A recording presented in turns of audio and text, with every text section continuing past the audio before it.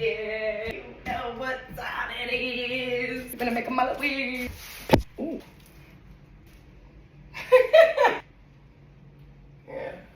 Let's get into it. Alrighty then, so these are the products I'm using. This is my first time attempting to make a wig, so I don't know what I'm doing. I'm just winging it like I wing life, and it's worked like a charm so far, so I did watch a few videos, but there's only so many videos you can watch before you just gotta dive right on in and figure it out as you go. And one thing about me, I'm confident I will figure it out as I go. I started applying the tracks on my head before moving it to the mannequin just so I know where to lay the tracks and make sure that it fits my head. For my first time, I think it came out really good, and it's a mullet, so it can be kind of messy, shaggy, but the music's about to come on, so we're gonna vibe.